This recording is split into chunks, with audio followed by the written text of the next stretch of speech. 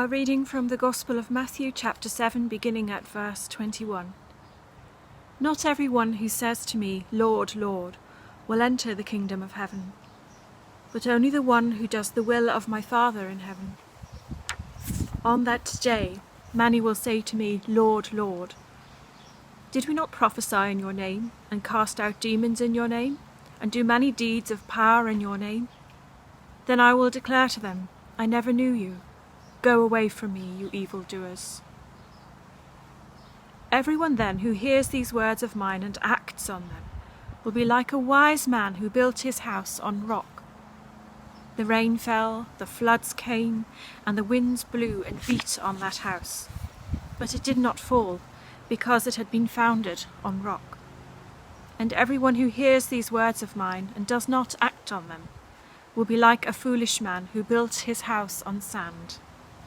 The rain fell and the floods came, and the winds blew and beat against that house, and it fell, and great was its fall. Now when Jesus had finished saying these things, the crowds were astounded at his teaching, for he taught them as one having authority, and not as their scribes. This is the gospel of the Lord. Thanks be to God.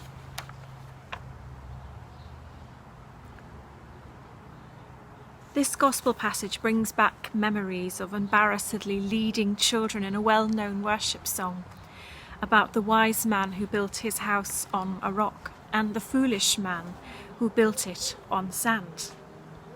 Embarrassedly doing the actions at the front of church, and the children's glee at the slightly naughty and terribly loud sound of the house built on sand going splat. This simple story of the wise man and the foolish man leaves us in no doubt about the message that if we build our lives on Jesus' teachings, we will be part of the house that lasts forever. It leads us to question what sort of spiritual houses we build today in our lives and in our churches. It also leads us to examine ourselves.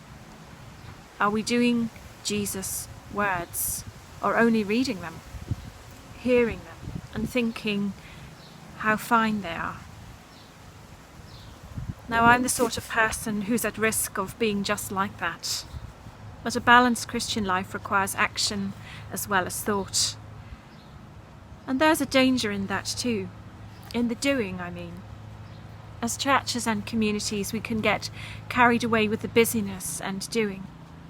And it's a good idea to frequently review why we do what we do and to bring it back to the point Jesus is making.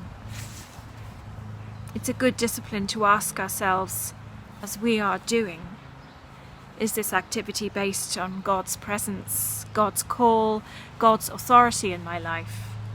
Or is it based and built on something more flimsy and passing?